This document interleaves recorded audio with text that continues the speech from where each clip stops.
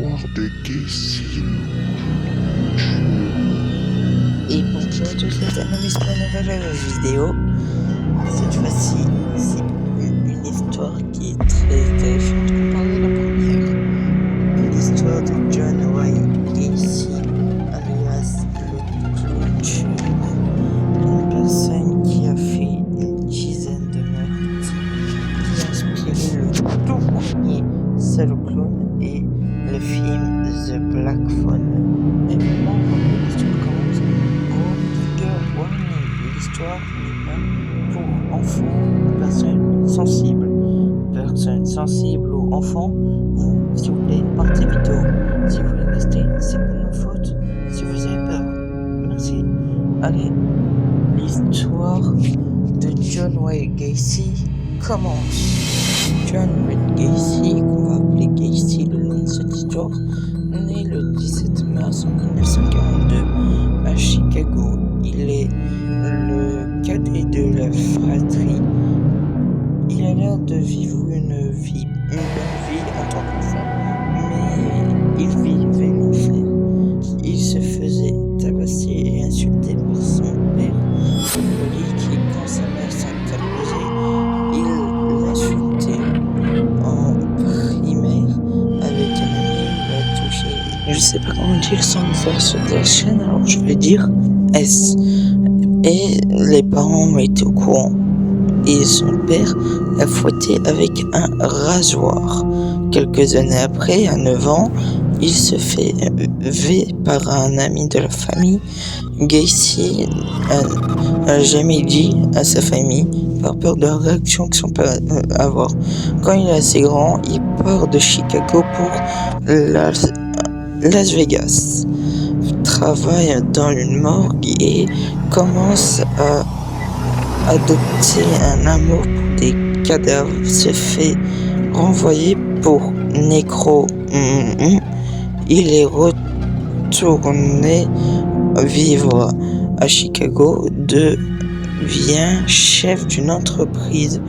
Il se marie avec Marilyn Myers, et Myers pas comme Michael Myers, en 1964, avec qui il aura une fille et un garçon. Son beau-père, à cette époque, lui offre 3 restaurants KFC, et Gacy devient respecté et connu par tout le monde là où il est. Et quelques années plus tard, il se fait arrêter pour viol et agression sur un mineur. En 1968, il se fait condamner à 10 ans de prison, mais on fait que 2 pour bonne conduite. Et il a vu 2 psychologues quand il était en prison. Un disait qu'il pouvait sortir, qu'il n'y avait aucune chance qu'il redevienne fou, mais l'autre disait qu'il était psychopathe dangereux, mais ils ont préféré écouter le premier et l'ont libéré. John Gacy va vivre chez sa mère, est en dépression car il voulait se réconcilier avec son père qui le battait, et il n'a pas pu se réconcilier avec lui car pendant ses 2 ans de prison, son père est mort. Mais grâce à un ami, il va travailler dans un restaurant. Et après acheter sa propre maison, il va se remarier avec Carol Hoff. Il vit sa vie, mais il est interpellé par la police et tout pour agression. Mais si je ne me trompe pas, oui, cette fois-ci, il ne se fait pas prendre et part pas en prison. Alors ça, je n'ai pas compris pourquoi. Mais bon, il revit sa vie. Et plusieurs années après, il part en voiture, tranquille, et voit un ado. Il lui dit de monter, qu'il va lui faire visiter Chicago et le faire dormir chez lui, et le lendemain, le ramener à la gare, là où il était. Et le soir, il le tue. Lui donne comme défense que il avait essayé de le poignarder et qu'il a pris le couteau et l'a poignardé lui. mais ça, on ne saura jamais si c'est vrai. Il l'enterre dans un cave ou dans des barras. Moi, je dis que c'est une cave parce que c'est en dessous de sa maison. Mais il y a de la terre par terre. Et il creuse une tombe et il l'enterre. Ensuite, quelques années plus tard, enfin même pas que, quelques jours plus tard, quand sa femme commence à le trouver bizarre, il part le soir et revient très très tard dans la nuit ou le matin elle a déjà surpris avec des ados. Mais ensuite, ouf, elle ne peut parler de ses ados. Elle va voir dans le garage, là où il se rend à chaque fois, et découvre des vêtements, des portefeuilles d'ados. Et elle se dispute avec lui. Et elle le quitte. Ce qui est normal. Tu découvres des portefeuilles, des cartes, des choses qui ne sont pas à lui, à des personnes plus petites que lui. C'est normal. Et les voisins commencent à râler. Ils sentent une odeur dégueulasse. Mais dégueulasse. La police vient, fouille la maison et dans la cave trouve 26 corps enterrés. Autour de la maison, dans le jardin et dans une rivière à côté, trouve encore des corps. Au total, 33 corps retrouvés tués par Gacy, tous de façon quasi pareille. Tous sont V, sont étranglés.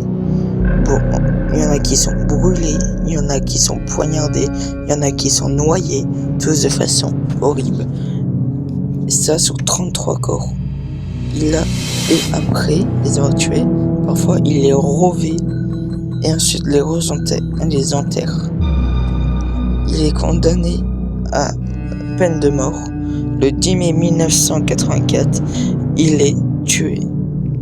Voilà, c'était l'histoire Gacy, le clown, qui était beaucoup plus brutal que Robert the Doll.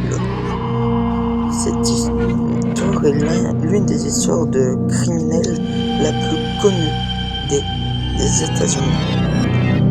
Il aurait inspiré, comme j'ai dit, Black Phone, avec le tueur psychopathe qui enferme dans la cave et qui tue et qui les enterre dans la cave, et c'est le clown pour le clown tueur. Car ce que j'ai pas signifié, c'est que pour que la police arrête de suspecter, il se déguisa enfin en Bogo le clown et attire les enfants, fait rire les enfants, va dans les hôpitaux pour les faire rire. Tout ça pour pouvoir s'approcher des enfants sans que la police le suspecte de quelque chose.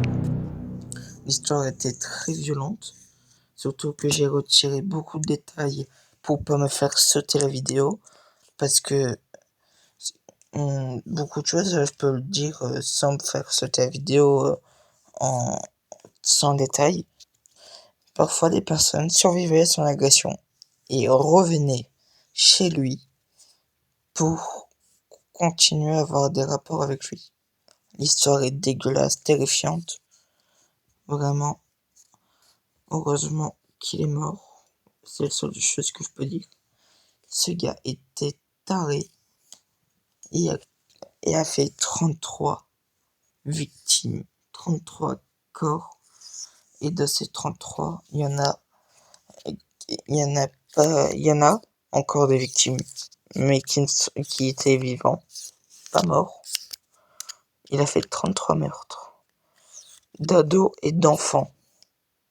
Ça veut dire à quel point ce gars était psychopathe et dangereux. Maintenant, je pense que je vous ai peut-être traumatisé des clowns. Et si quelqu'un vous dit de monter dans une voiture, ne montez pas. Voilà. C'était le conseil du jour d'Ethan. Comme ça, vous ne faites pas avoir. Comme tous ces ados sont fait avoir. Et pour ceux qui veulent savoir comment ça se fait qu'il arrivait à faire ça, il se déguisait en Bogo le clown. Et ensuite, leur montrer un tour, il mettait des menottes, arrive à les enlever, il dit que eux aussi peuvent le faire, il leur met les menottes. Ils n'arrivent pas à le faire et lui peut en profiter. C'est une histoire absolument horrible. J'ai essayé de la faire courte parce que sinon l'histoire est très longue. Je suis pas le meilleur pour expliquer des histoires, je le sais. Si je me trompe pas, sur Netflix, il y a un documentaire et bientôt la série Monstre va l'adapter. D'ailleurs, je vais peut-être faire l'histoire d'Ed Gein, celui-là qui a inspiré Le Massacre à la tronçonneuse et Psychose, les deux films les plus cultes du cinéma d'horreur, avec Halloween, mais lui n'a rien à voir. D'ailleurs, je ferai peut-être une histoire là-dessus. Voilà. Juste après, je ferai une vidéo, je posterai une vidéo Minecraft. Mais là, l'histoire était très, très violente. Rendez-vous au prochain épisode Gaming ou horreur. C'était Ethan Loomis. J'espère que vous avez eu votre dose de frissons. Allez, bye bye.